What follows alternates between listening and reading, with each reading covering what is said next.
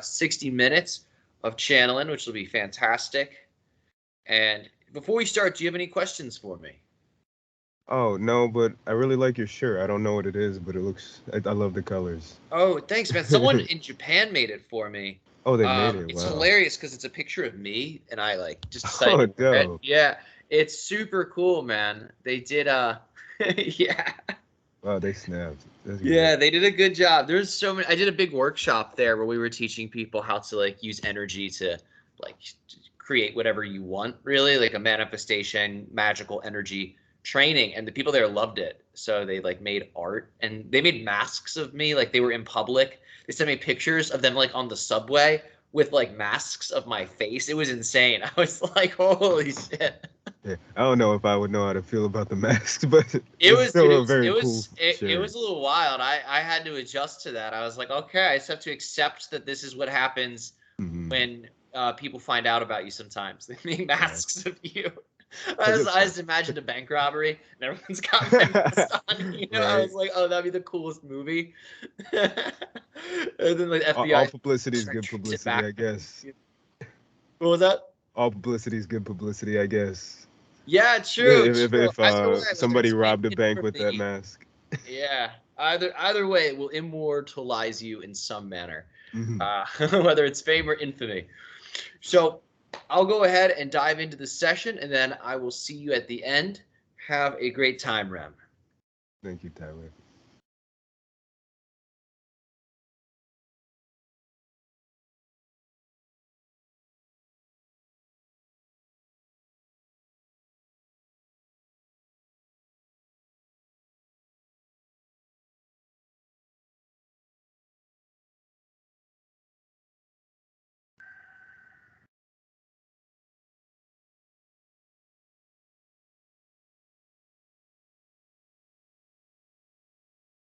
It is our species' highest joy and passion to be able to interact with you in this unique way through this particular channel this day. How are you?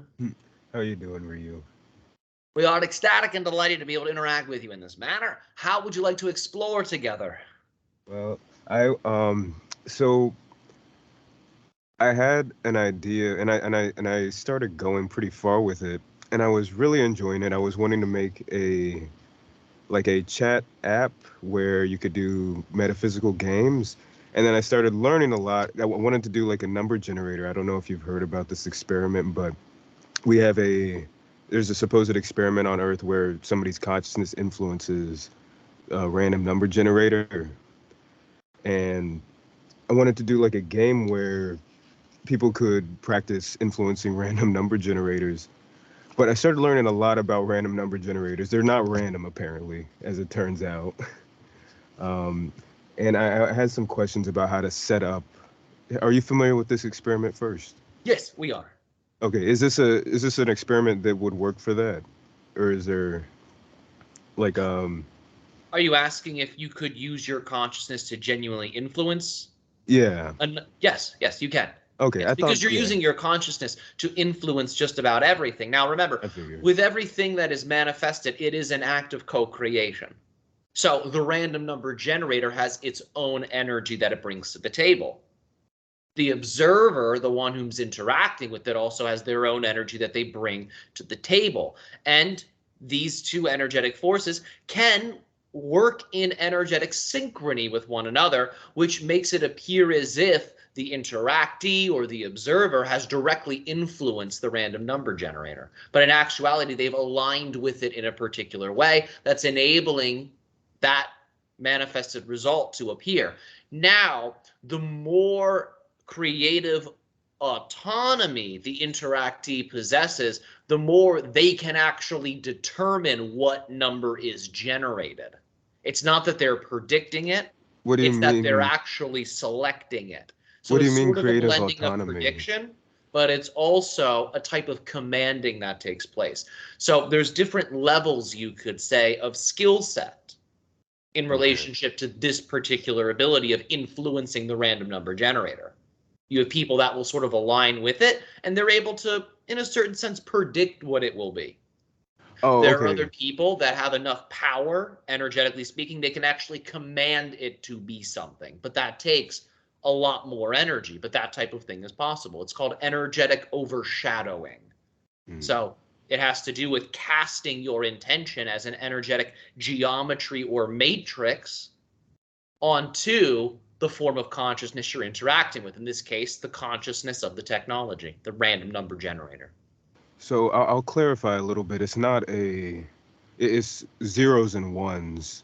So it's not like a random number between like 0 and 100, but just different variations of zeros and ones, and then there's a sort of average usually, and you're detecting how much it diverges from the average. All right. So the same thing can be applied here. Yeah, I figured. Yes. I just wanted to clarify. Sure, that's all right.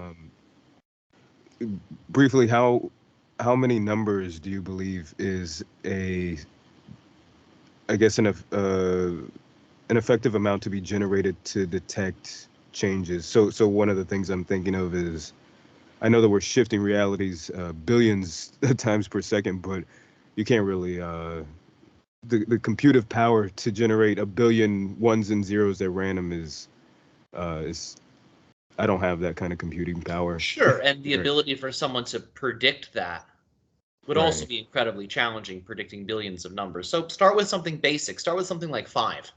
5, okay. Yes, 5's all right.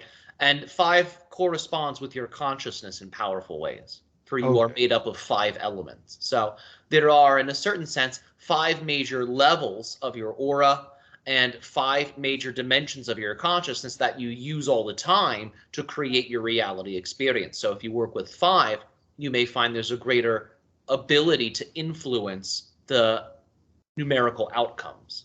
So here's what I'm thinking is it would be like 5 numbers a second. Like it would be 5 randomized ones and zeros per second, and then it's detecting like the average, I guess. One of the things that they do for this experiment is they have like an image where if the image becomes black when it diverges from the norm in one direction, or white when it diverges from the norm in the other direction, and gray when it's just the average. And then the influencer imagines the image to being black or being white to try and influence the randomized numbers. Does that make sense? Sure, yeah. Okay. Do you think that there's a more effective way to approach that than just the black or white image? Well, the color change, because I know there's an is emotional representing component. accuracy, right? It's a way of measuring how accurate they were in their predicting. Well, it's not predicting so much. It's just influencing a divergence. At least that's how the experiment is done traditionally. Sure, but remember, as we had said, what looks like an influencing of it is actually a predicting of what it will be. The person's intuitively reading the energy. Okay, then yeah. Yes. So it is more of a prediction at earlier stages of skill development. Okay. At later stages of skill development, it is more of a commanding, as we have said. It is the interactee instructing the technology through overshadowing. So that's a little bit more, you could say, skillful in nature. Okay. That's what we meant when we said earlier that it's sort of a co-creation between the interactee and the technology. But I know that I tried doing this myself, and I'm aware that there's an emotional component. I didn't notice that I had much success, so I was just wanting to make sure that I set it up properly and that it was just my belief structure and not the way that it was set up. But I know that there's an emotional component, and I was thinking that maybe having like a character or something that you're interacting with to instead of like a black or white screen. I don't know. I'm like maybe like you're trying to keep a character flying or something, so that there's some like actual investment in like a. Sure, that's an excellent way to go about doing it. Yes, because remember, when you are interacting with the technology in that way through a game, you're turning on the astral layer of your consciousness. Okay. The astral layer of your consciousness is the dimension of your consciousness that thinks in images, it thinks in pictures. Okay, cool. It's also the dimension of your consciousness that directly correlates with intuition. So turning on that dimension of consciousness through some type of interactive game will automatically make the interactee much more intuitive. Okay. Yes. Do you have any more pointers or suggestions that you think would be helpful for such a thing? Well, make it fun. Yeah. Make it enjoyable. Make it visually stimulating in a way that sort of transports a person. It That could be makes perfect simple if sense. you want. It doesn't have to be like a Peter Jackson type Yeah. of visual effect, but make it visually engaging. Make it slightly fantastical. So people, when they're playing the game, are in a certain sense transported into a level of their own imagination. So it can still be basic and transportive. Okay. This is possible. Just look at basic psychedelic artwork, something like this, Oh, that combined with sounds really nature. cool. Yes. That's a really good idea. Thank you. Or I Sure. recognize that as a really fun idea. All ideas are good. But Oh. um, so this also brought up some other questions. So because no random number generator, well, so this is the question. There's different kinds of random number generators. If you're doing it in a computer, it's a pseudo random number, meaning it takes a seed value or initial variable from some source internally. One of the things that it'll sometimes do is it'll take the seed variable to start some equation, and then it outputs a supposed random number, but it'll take that from the time, like a maybe milliseconds or something like that. But then you have a quote unquote true random number generator where it takes it from something from physical reality. So like atomic decay, something that's considered random, or even variations in air pressure or radiation. Uh, and then you have quantum random number generators, which people consider random. But then it kind of calls into question, what is any, no, nothing is probably random, I imagine. So I don't know. Does this make a difference, do you think? In, um, Well, there are subtle differences to pay attention okay. to. But the main thing to keep in mind is the number is actually selected before the operation, the using of the technology takes place. Now, we know the number is selected, of course, once you click the button and say, generate a random number for me. At that point, the number is Hmm. selected. But that reality that occurs once you click that button is actually something that is determined moments before the button is clicked, Okay. because that's a manifested reality. So I could use a pseudo random number generator that's taking the initial variable from time itself, and that's perfectly fine because it's so yeah, it's overlapping. It's not cause and effect, it's effect cause. Sure, yes, you could do that. It doesn't necessarily matter which type you use. The thing to keep in mind is the number that it selects is energetically determined before you click that button, because it is your energy and the energy of the technology combined prior to the clicking of the button that determines what random number is then selected. So your energy and the technology's energy moments before you push that button are what determine the number. Okay.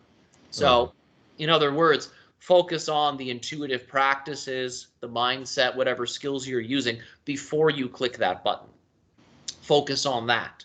And then the idea would be when you feel that you're synced up with it, when you feel like you're in some type of dynamic rhythm with the technology, then begin to interact with it. Okay. Um, so maybe even like a uh, some kind of meditation prior to even doing it would help in doing that as well. It just occurred to me. Yes, yes, absolutely. And remember, there's different ways to supplement your consciousness. There are different energies that exist that can work very specifically on different levels of your psyche. And some of these levels of your psyche have to do with understanding probabilities, Hmm. understanding future realities, interacting with the consciousness of different things like technologies. Because remember, all experiences that you ever have been created through you. Hmm. So even the most specific of experiences exist within your consciousness, exist within your neurology as patterns. So when you learn how to activate those very specific dimensions of your consciousness and neurology, you are then able to really hone in on certain themes within your physical reality, like these skill sets. So keep in mind, there's all types of things that can be done that you may not have done in relationship to awakening or turning on these very specific dimensions of your psyche. Okay. And let's say you're predicting a 1 and you're generating 5 numbers. What is I want to ask what would be significant to determine that you are being effective in the meditation? In terms of results, Yeah. at least 3 out of 5. Oh, okay. Yes, 3 out of 5 as a hit would be indicative of something happening. Oh, okay. Yes. Are there any other experiments, mind influencing creation kind of experiments that you would suggest as an ET for us to do as? Sure. Well, you've heard of the water experiments, yes? Oh yeah, People the speak Dr. to water and Emoto. then freeze it. Yeah. This is something that you can do. Absolutely. Now, you could take it a step further. There are some people, for an example, whom will take water and they'll freeze it on the top shelf of their freezer. Beneath that, they will place a crystal pyramid. And the idea is the energy from that crystal pyramid will influence how the water freezes. Does that make sense so far? Yeah. So Because water on the top shelf, yes, and crystal pyramid, which creates a vortex on the bottom shelf. Now you can program that crystal pyramid. For example, get 2 crystal pyramids, and with one of them, pray over it, bless it, speak kindly to it, charge it up with positive emotion, and then put that crystal pyramid on the bottom shelf and some water on the top shelf and let it freeze. Take another crystal pyramid and essentially insult it, curse it. Oh, I've done this with plants. Yes. I know exactly what you're talking about. Yes, exactly. So this is evidence of human emotion, human energy, human thought, human intent directly influencing what happens in the physical world. So you could do that with 2 crystal pyramids, one you bless, one you curse, and let them both sit underneath of some water as that water freezes in a freezer. And that's one way. And of course, with plants, you can also explore in that manner. There's many ways. But this is already known. For example, just do a brain scan on someone whom is clinically depressed. Yeah. You can see what negative thinking does to your brain. You can see the types of neural pathways that are carved by negative thoughts. Look at the brain of someone whom is meditating and simply observe how different those 2 brains are. This is an example of that person's thoughts, that person's intent, that person's energy, literally changing how their body evolves.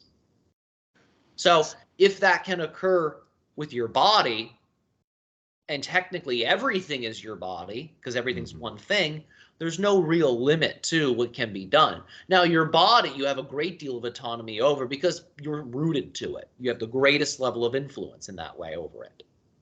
Speaking of, I had this question is kind of at the end, but since we're on the subject, sure. You had a. Actually, no, I'm not gonna go. I'm gonna ask the questions in order because I think I should. That's all right. So for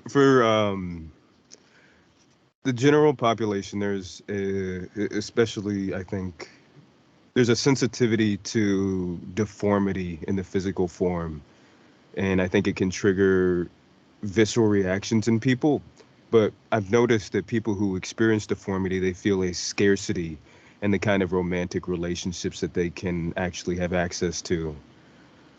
Briefly, could you clarify this? I know that that's an illusion, but I would appreciate you clarifying that in your own way. Well, sure. For example, if someone has a deformity or a handicap or something like this, sometimes it can be challenging for them to find romantic love with someone whom is not handicapped or does not have a deformity. Now, that's not always the case. There are people whom have a deformity or are handicapped whom create romantic relationships with people whom do not have those types of things going on. So there are exceptions to that. But the idea is that when you see, and we're talking biologically here, someone whom has a deformity or whom has a handicap or whom has a sickness or whom has a disease, your body reacts in a certain way because it recognizes that what is happening in that other person is not necessarily healthful. Mm-hmm. And your body's job is to keep you alive. Yes? Yeah. Yeah. So when it sees something that's not healthful, it will have a sort of aversion effect that it creates because it recognizes the contrast. And its job's to keep you alive. So on a certain level, the body can actually see someone with a handicap or a disability as a type of threat. That's not accurate, though, because those people are not threats, but the body can interpret it that way. Just as you would look over a cliff and say, oh, I don't want to fall, and someone might feel strange, they might want to get away from the cliff, or they're near an animal that could bite them and they don't want to get bit, so they feel an aversion. Yeah. It's the same type of mechanism. It's the same type of thing. Now, this can be psychologically amplified. For example, if somebody is judging someone with a handicap or a deformity, seeing them as lesser, that aversion effect can be completely amplified, and that can cause them to straight up avoid these people or talk down to these people. But in general, that aversion effect that the body creates is really not enough to influence a person's consciousness. For example, a person might notice they've had an aversion to someone with a deformity or to someone with a handicap, but very quickly you can open your heart and immediately have compassion for that person if you have trained yourself in that way. So for anyone who has trained themselves to be loving, that sense of body aversion won't be enough to create any type of true avoidant effect. But that's why that happens. It's just the body recognizing that what's occurring in that other person's body is not healthful. And because your bodies communicate, even without words, they communicate, your body, perhaps, or someone's body who is feeling that aversion may want to move away because you're merging energy fields with them when you interact with them. Does that make sense? Yeah. No, that makes perfect sense. I think so if most people tend to have this reaction, I know from the perspective of source that reaction is impossible because you see the perfection and everything. But on a personality level, and usually a romantic recognition of beauty is on a personality level, from my understanding. How can I reconcile the two things? Well, there's both. Remember, there is physical beauty. Physical beauty is a real thing. You call that symmetry. Just look at nature. Look at a flower. Physical beauty is a real thing. Isn't it the balance between symmetry and asymmetry too, or something like that? That's also connected to it. Absolutely. Yes. So there's many dimensions to it, but our point is physical beauty exists. Physical beauty is designed to attract. It's a part of what it does. It's a feminine feature in that way.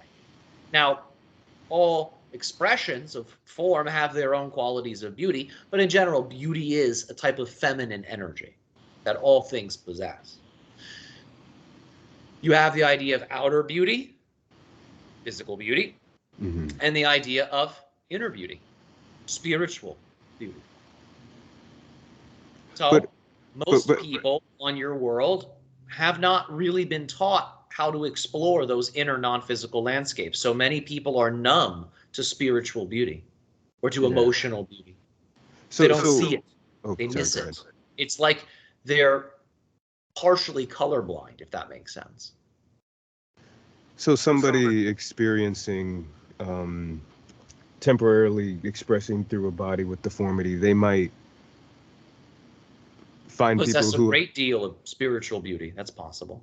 And maybe are meeting people, if they are aligned with their own, I guess, inherent lovability, would be meeting people who valued spiritual beauty more than physical beauty. Sure. Yes, that's possible. Absolutely. Yes. Now, remember, it's also important to factor in where a person is located. Because you might be located on a specific part of the planet where the cultural trend or the cultural momentum is a glorification of the material. So you can be in that state of self-love and self-appreciation, but if you're looking to attract a partner whom sees past materialism, you may need to be in another location. You may need to be in another area where those types of people are present. Now, that's not always the case. It all depends on where a person is living. Each place is different. But there are some places where it might be more challenging to create that manifestation because the energy of that place may be contradictory to that particular manifestation. Does that make sense? Yes. Yeah. So off of that, what is our body modifications? So I'm thinking of a few different things. They're just like implants are one thing, but also people who have they feel like their body doesn't have an arm, so then they get an arm amputated to try and like match their internal feeling of how they feel. Are those from negative beliefs, or is that just what is that? What's going on there? Sure. Well, it's different for each person. So feeling like you do not have an arm when you have an arm is different than desiring, let's just say, larger breasts. Right. Or Is a more the chiseled arm nose, for example. These are different types of desires. So we'll talk about it like this. Your body is yours to mold, to sculpt, to do with whatever you please. For example, many of you go to the gym, yes? Yeah. To change your bodies. Yeah. Many of you go on a diet to change your bodies. Many of you do spiritual practices even to change your bodies. And there's no negative belief in that in and of itself. Like, yes, if you're doing it from shame, There that's could different. be, but not always. For example, somebody may be going to the gym to change their bodies because they despise their body and how Yeah. it looks. And then that's, of But a course, a negative person could belief. go to the gym and love their body and change their body out of love. So it's really case by case by case. And what does that look like? They how do they think of their current body, but also know, so they know that they prefer it to shape in a different way, but they're not, I guess, insistent or even resistant to their current form. Well, they Oh, might be highly resistant to the current form. well, I mean, if they're Yes. doing it from preference and not If from they're doing it judgment. from preference, it's just a matter of knowing if I exercise, I will get healthier, I'll feel good. I enjoy doing this, so it will nourish me, even though But on it's the hard. appearance It level, trains me to be disciplined so I can overcome challenging situations. So there's all types of reasons why someone might do it that are positive in nature. but just on the appearance level, like doing it for a physical change, could Well, you? sure. People do that all the time for mating purposes. I will Yeah. be more attractive if I have this type of body. Ooh, I'll do that. I'll feel more confident if I have this type of body. Ooh, I'll go ahead and do the things that produce that. Okay, but then isn't that a negative belief? Because then it's a conditional sense of confidence, and then also you're doing it for another's Well, gaze. not necessarily, because Oh, remember, confidence comes from overcoming challenges. Confidence is something that is developed. Notice that many people whom are not confident are oftentimes not moving forward in their life. They're not overcoming challenges. In other words, they're not evolving. So oh, because of this, they feel genuinely insecure because they're not overcoming things. It is the overcoming of things that produces faith and produces confidence. Confidence is a type of faith. Faith and confidence are built through experience. huh, that is new to Yes. me. Yes. You might say, oh, this person's naturally confident because from a young age they were confident. But the person who makes that remark is not aware of that child's past lives, where perhaps they overcame a great deal of different things. So in this lifetime, they're almost automatically confident because they have that accumulated faith and experience from soul challenges and challenges of other lifetimes they have overcome. Okay, but what about from like if you're changing your body so that you're more attractive to I guess mates, Isn't that outcome orientation? Well, there's nothing wrong with that. Okay. There's nothing wrong with that. There's nothing wrong with being focused on a particular outcome. That's needed in manifestation. For example, if you're desiring to manifest something, but you are living in a way that is completely contradictory to the outcome, how would you ever achieve the outcome? Nothing Hmm. wrong with But then you valuing an outcome. well, when you get the man, like you always see people who when they find a partner, they stop working out because they're not looking anymore. Well, sure, that might happen, but that's not everybody, and that's not necessarily a negative thing either. It all Oh, depends really on the specific energies of that person. That will determine if that shift away from exercise is a negative thing. do Pleiadians exercise? Because I always see them when people depict them, they're always kind of buff, right? uh, Well, they don't actually look like that. Keep in mind, oh, okay, we're that's just taking, people's. yes, people take the Okay. idea of the classical depictions of gods and project that onto Pleiadians. Oh, okay. Well, They that don't could. actually look like that. They're mostly energetic. They have Oh, okay. some humanoid features, but they would Oh, look that like makes glowing sense. people if you saw them. Yeah, because they're on a different. That makes sense. Yes. The Okay. type of frequency that they embody is very similar to the types of manifestations that you have on your physical planet of natural proportions and perfection in relationship to geometry. Okay. So when you look at the natural world and you see Fibonacci spirals and things like this, their energy will sometimes visually mirror that back to you, and you translate that as them having a perfect form. Okay. So that's why they're chiseled or look like models at times. But that's not actually what they look like. It's an interpretation of their energy. Um, I've heard of yogis who don't need sleep. They say that they are resting while they're moving throughout reality, which makes sense, right? Briefly, what are all the beliefs that cause us? Because if that's our natural state, then we have beliefs that are causing a sense of restlessness as a baseline, and then we're just not noticing. But what would you say are all the beliefs that cause that sense of restlessness? Well, it has to do with the idea of there being something wrong with what's happening. That's what it comes down to. Something is wrong. Oh, It's that really that. that makes perfect sense. Yes, yes. Because if something is wrong, if you're buying into that even on a micro level, a person will feel uneasy. Yeah, And oftentimes you'll project that. We say we're talking about people in general. People will project that onto a myriad of different things within their lives. Something here is wrong. Something here is the matter. yeah, And if you do that enough, the whole reality becomes unbearable, yeah. becomes uneasy. So sleeps away where you get to sort of wash all of that away Hmm. temporarily. You process a lot of that energy. You actually break down many of those belief systems. You let go of many things when you're sleeping. It's almost like an orgasm or like a death.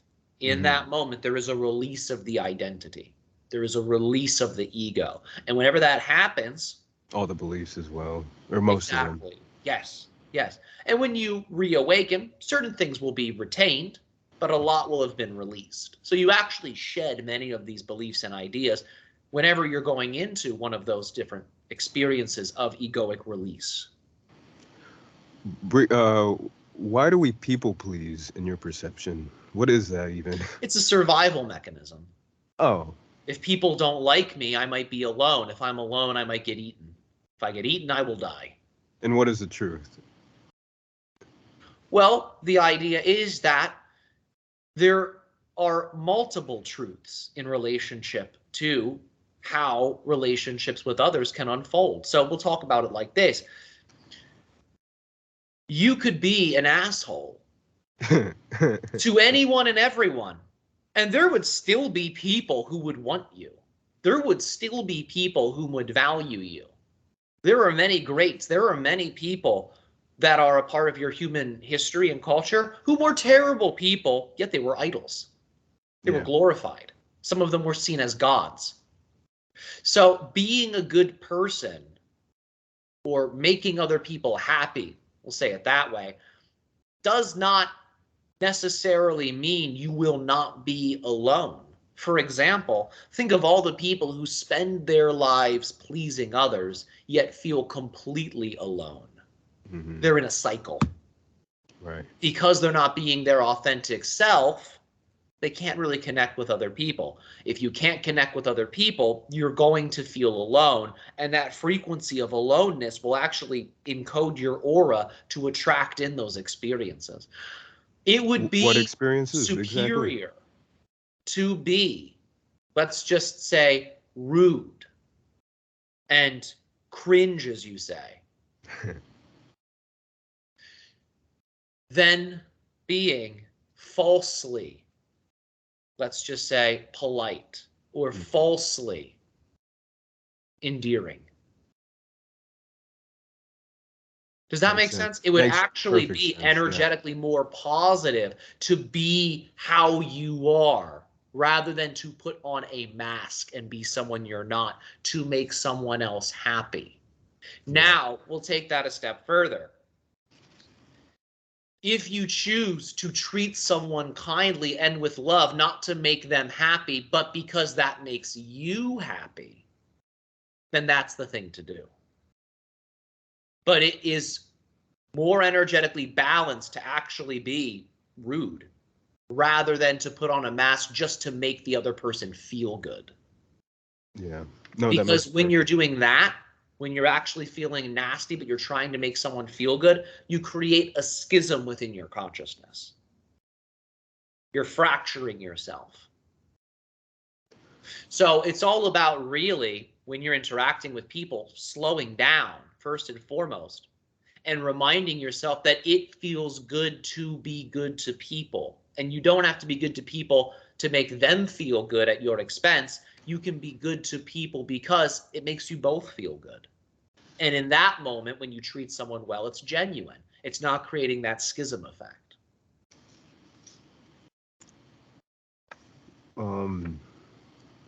When somebody says that they feel disrespected, what are they euphemistically trying to communicate, belief-wise? Like, what is quote unquote disrespect as we cognize it? They were seen in a way and were treated in a way that is different than how they see themselves and treat themselves. And why does that So, for bother? example, Okay. there are many different types of customs that you all hold that are cultural. Sometimes if one of those things are violated, one of those cultural customs, it's interpreted as disrespect. They wore their hat at my dinner table. They disrespected me. No, they didn't. They just did something that is different than what you're used to. So sometimes disrespect is really a cultural thing, but sometimes disrespect has to do with boundary violation. You violated someone's boundaries, and that to them is a form of disrespect. Because to really respect someone is to honor the boundaries that they have created. And so, like let's say somebody. Well, okay, so the cultural thing, they feel disrespected because I've seen this and I know what you're talking about, but they feel disrespected because the person is showing up in a way that they're not used to. Is that? Or Well, they that's feel one is not dimension of it, appropriate? yes. But sometimes people feel disrespected because they've been violated or their boundary that they have created has been violated in some way. And so, like, I'm thinking of in traffic when somebody cuts somebody off. That's what they say. They cut the person off in traffic. I think if I had to guess, is that they feel that their safety has been violated because the car is so close to them. Sure. And that their journey has been violated, their progress has been halted. There's a lot of things that go into Oh, that. But sure, their safety has been violated is one perspective that a person in that situation might use. their Yes. safety has been violated, their progress has been halted. Is there anything else for that particular instance? Their space has been invaded. Yeah. And there's that sense of ownership where they feel like I need this space to operate to fulfill my desires. I need this space. Yes.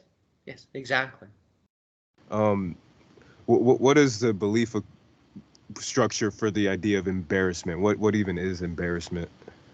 Sure. Well, it has to do with the idea of a sense of somebody's deep-seated negative beliefs, perspectives, and energies being unveiled in a way that is somewhat public.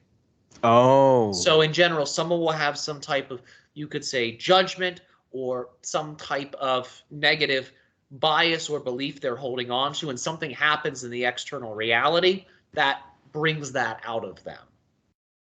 Okay. Now, And why is there a resistance to it being public?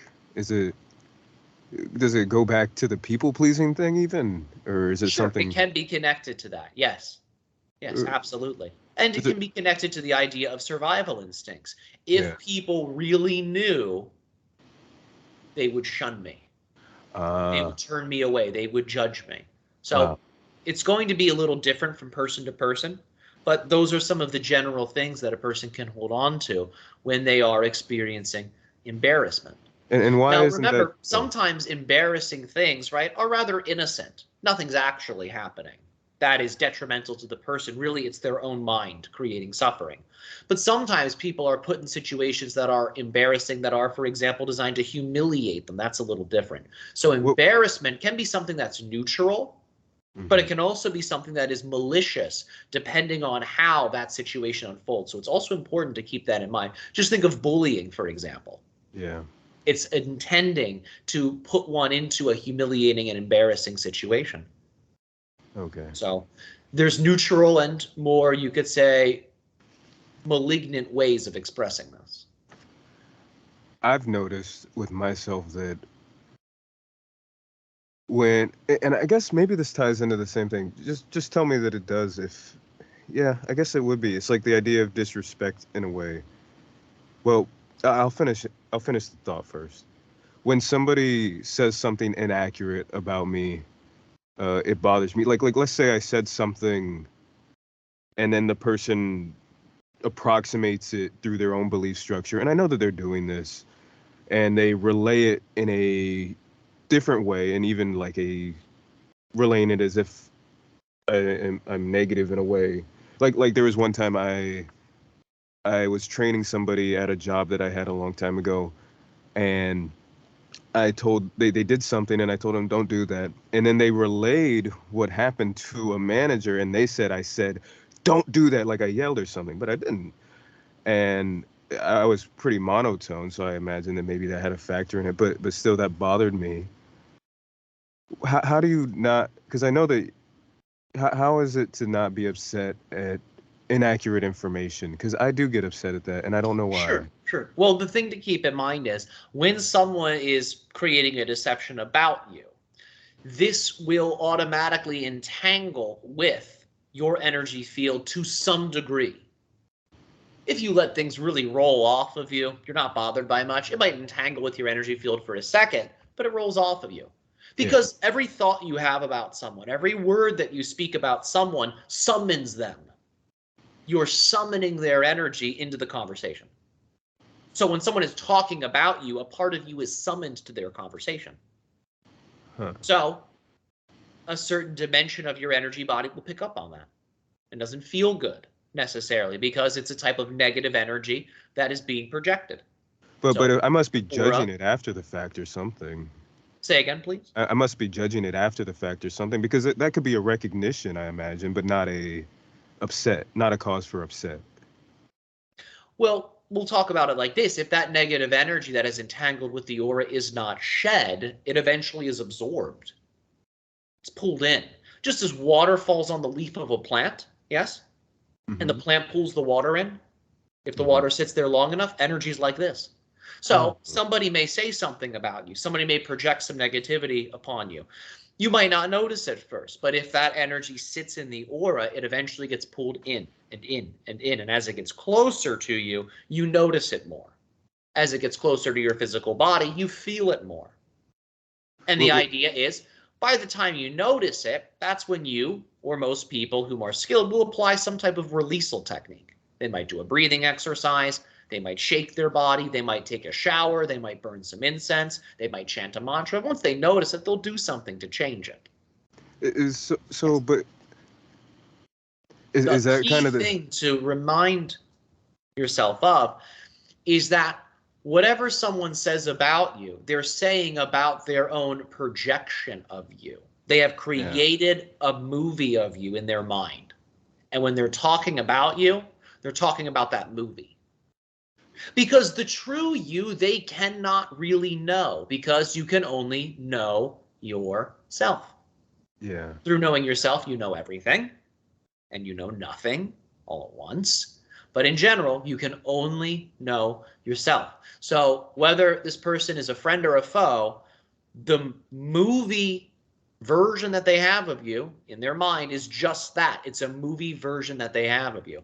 That movie version, that cinematic version of you, may be very aligned with your true nature. And oftentimes, you call those people who see you in that way your lovers, your friends, your family. That cinematic version they have of you might be completely contradictory to your nature. You might call those people a foe or an enemy. But I know that. Yes. Like. One moment. Oh, okay. So, no matter what, you cannot be the versions of yourself that other people have created in their mind. You can't be that because you're too busy being you, the version of you that actually exists in physical reality. So if you remind yourself of this, if you remind yourself that you are not the version of you that the person is creating, you automatically disentangle from the energy completely, instantaneously, because in that moment you have shed your ego. You have shed the egoic frequency that was entangled with the version of you they had created. In that moment, you become a new self. And what is the? I find that the pre or unconscious belief that automatically does that. If I know what it's saying, it's easy to I guess manage or change. What is the belief? It's I guess it's what they say about me is what I am, and it's just a misunderstanding of perception as objectivity. Sure, one moment. Okay. Their belief has the ability to determine my reality. Okay. Yes, more or less. Play around with that and dig a little deeper, but that's what we're able to see. It has to do with people's ability to creating reality being somewhat superior to your own, or being able to create changes that will somehow sabotage you or will hold you back. Yeah. Something like this. But remember, you're accurate. I've wrote that one down before. Yeah. So remember that everything that happens can either be a blessing or a curse. What determines if it's a blessing or a curse is your response to that thing. Now, someone might do something nasty, and you might have no idea how that's a blessing. Mm-hmm. But if you remain open-hearted during that experience, and you apply your skills during that experience, you might find that you ascend to new levels of understanding, new levels of compassion, new levels of wisdom. And then you'll realize, oh, I was blessed by that person. Through contrast, I explored so much about myself, and I did it in a very open-hearted way. So even a curse can manifest as a blessing. It all depends on how you respond to those things. Because if someone curses you and then you go into that headspace of, I was cursed, I am a victim, this negative thing happened to me, while good can come from using those perspectives at a certain point, in general, that will sort of stagnate your journey, and it will bring you to the same level that that person is on. And in general, that will create more suffering. But if you can keep your heart open, you say, this person is giving me an opportunity to practice my intelligence, my reason, my compassion, then those faculties will be awakened within you, and you'll move through the situation more lucidly. Okay. Thank you for that. Yes. So, there's a book called A Course in Miracles, and they have a lesson in there where you say, I am not the body, I am free forever. And I assume that there's a belief that we're trapped in a body. But I also notice that when I do that, I feel like I am identified with consciousness itself. Um, and it feels similar to when I guess Kundalini goes all the way up and like the crown is activated. It feels like you're identified with consciousness itself in a way. Is this what's happening? Well, Am more or I less, yes, identified as? because when you let go of the body, you begin to also let go of the five elements. The five elements manifest in the body. When you begin to release this, you return to the source of oneness that the body and the five elements have come from. That source of oneness, in terms of locations on your body, corresponds with your crown chakra. Hmm. That represents the source of oneness in terms of bodily locations.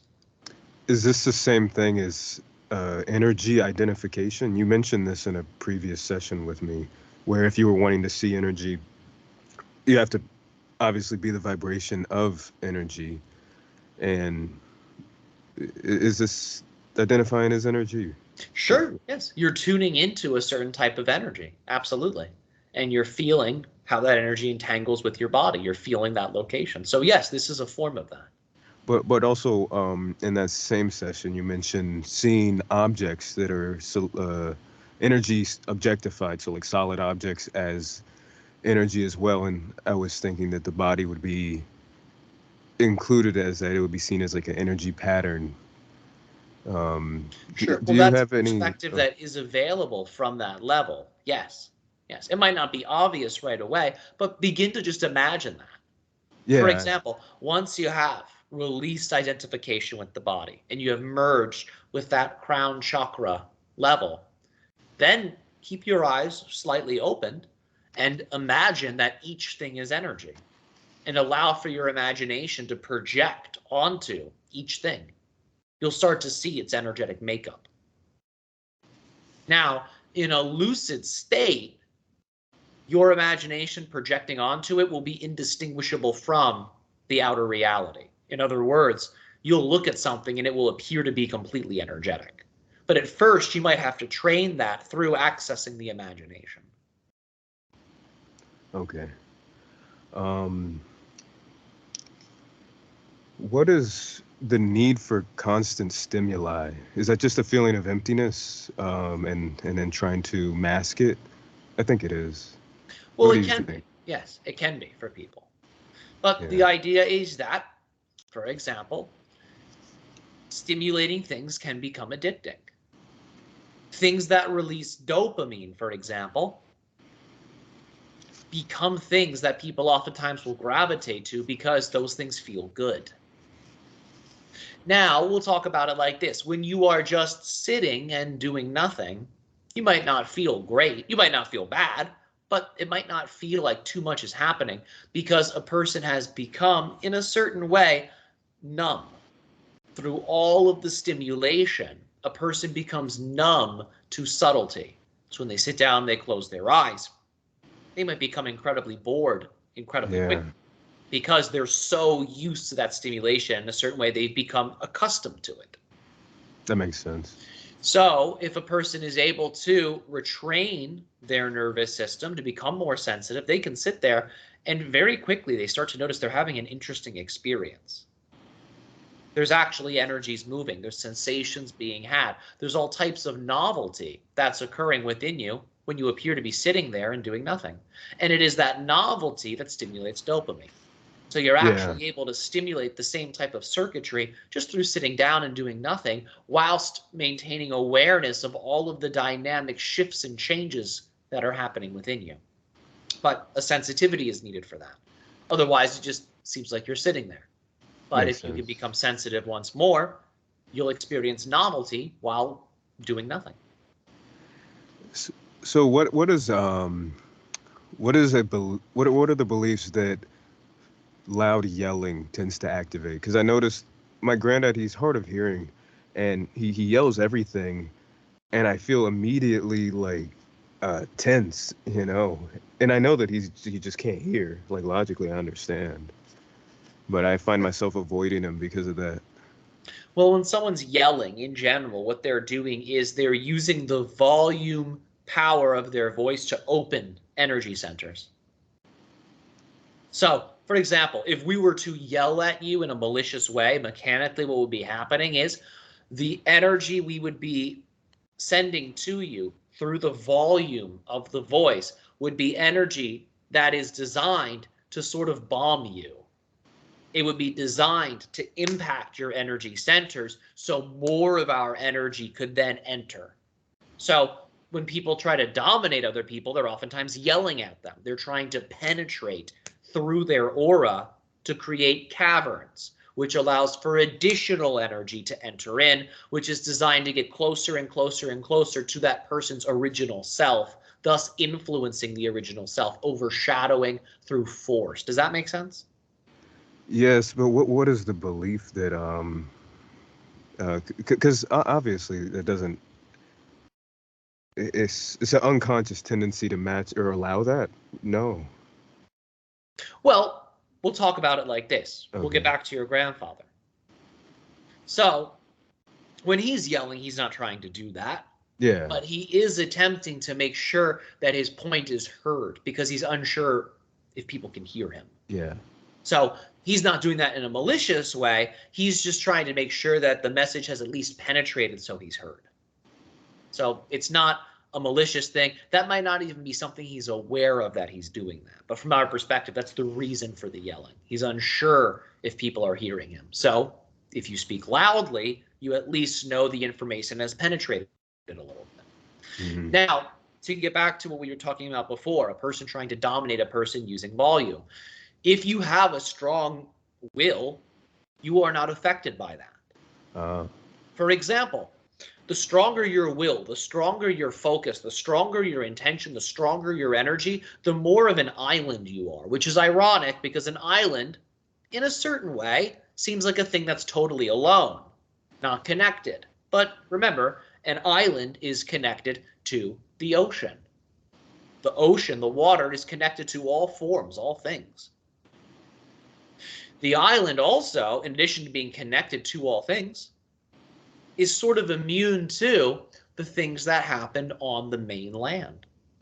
Makes sense. Wow. So when you have that strong will, that strong intention, you are like an island in that you are connected to all things through that universal life force, yet you're not affected by the things that are happening on the continents or on other islands.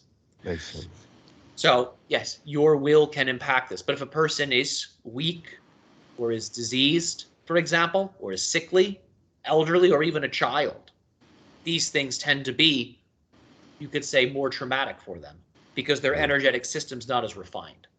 So having a stronger will can be more challenging. But if you're taking care of yourself, if you're focused, if you're healthy, these things might, let's just say, rub you the wrong way, but they won't be able to dominate you. Okay.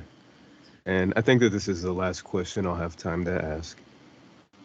So this is a passage from Ace, well, a little snippet from Ace, Course in Miracles. The choice of sex partners often involves a lack of love. In this, whatever happens must be atoned for. They are frequently selected precisely because they are not suited to gratify your fantasies. This is not because you want to abandon or give up the fantasies, but because you are afraid of them. You see in a partner a means for protecting against the fear, but you then continue to look around for chances to indulge the fantasies. The dream of the perfect partner is an attempt to find external integration while retaining conflicting needs in the self. Can you help me make sense of that? Sure.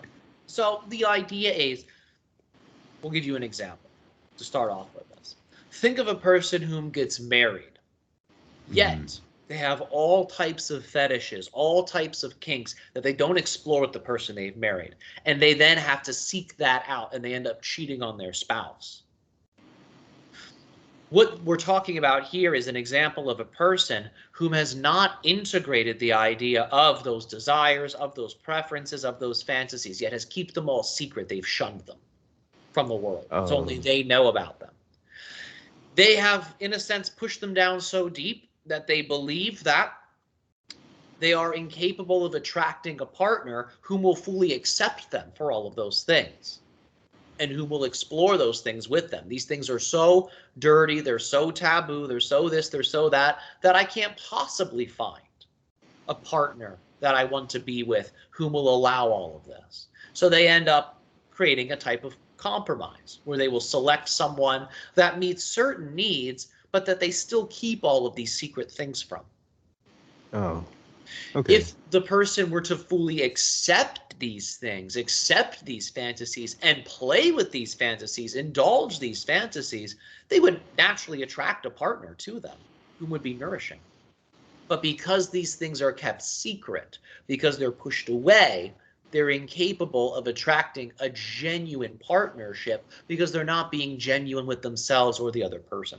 But if the fantasy is indulged, if it is accepted, if it is validated, if it is explored, and becomes a healthy dimension of the person's identity, they'll naturally attract people who see them for that and who want that.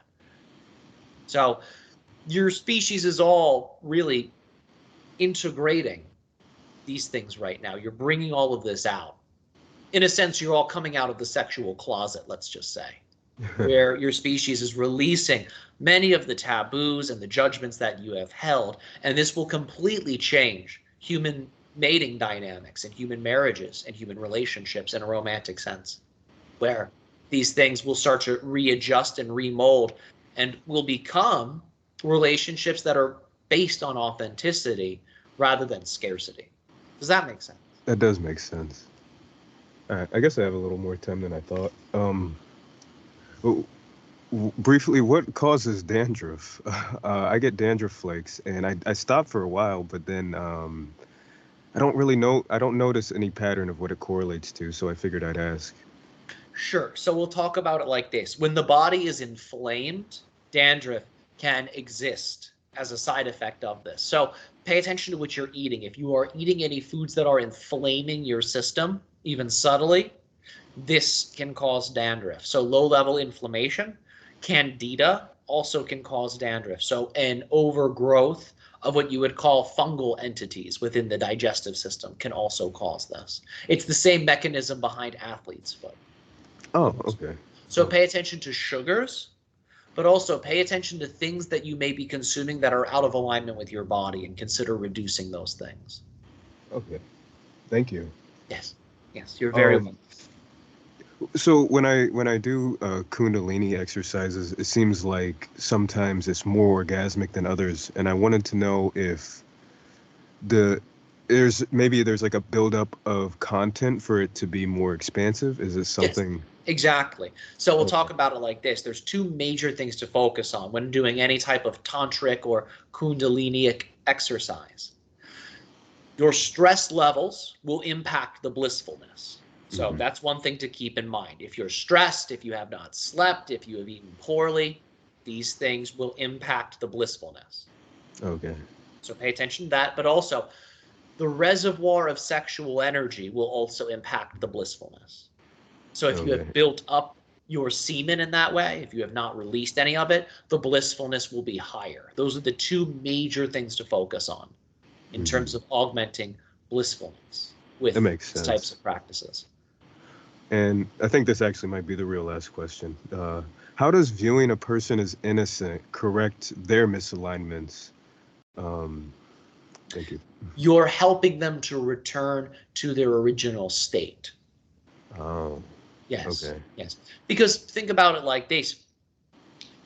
Right and wrong is really a manifestation that occurs on the human level.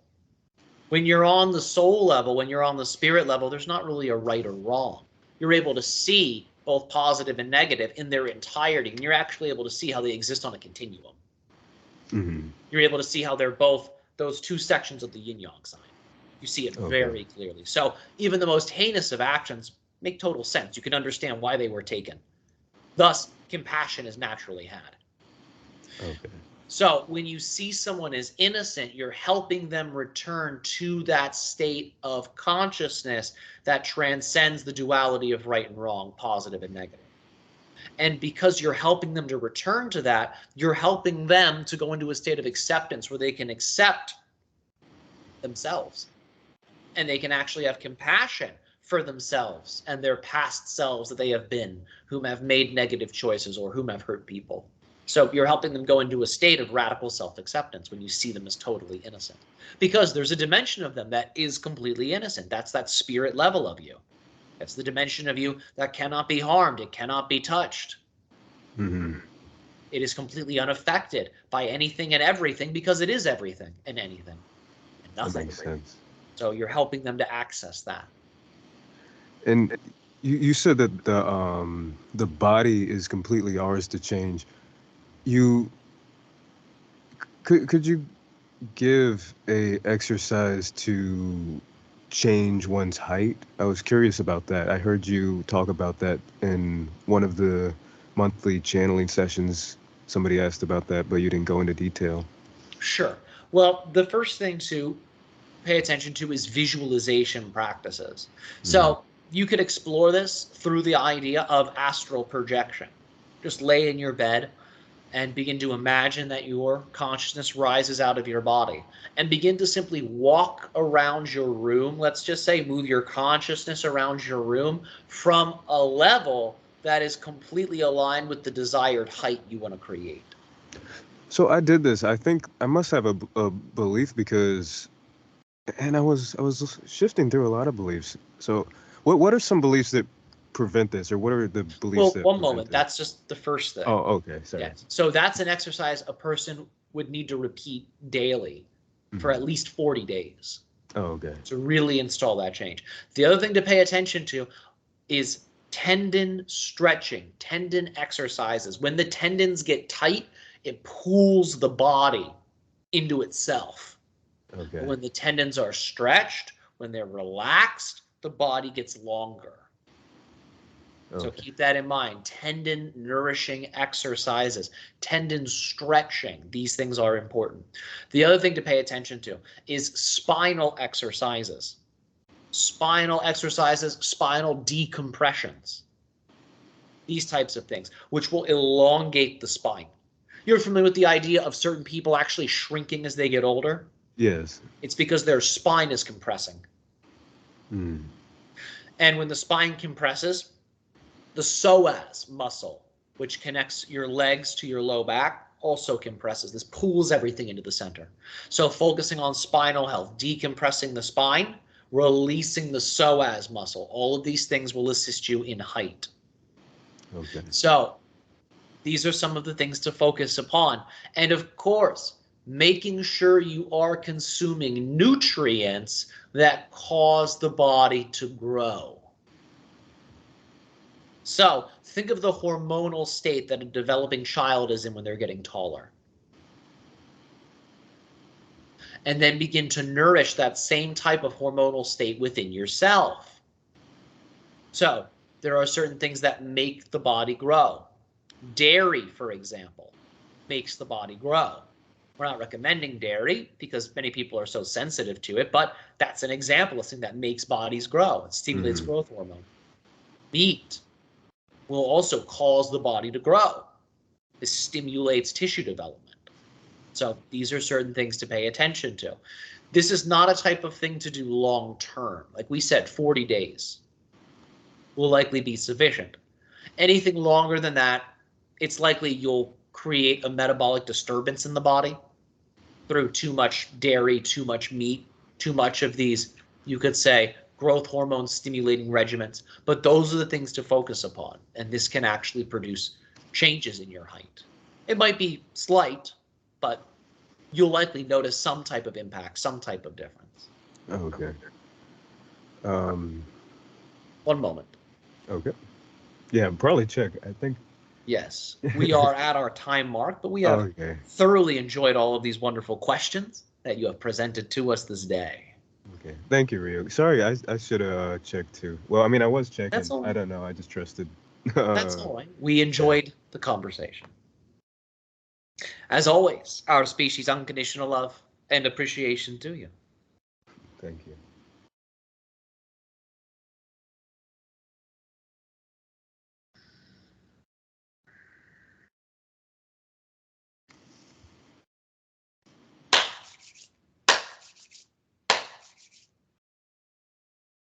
Okay.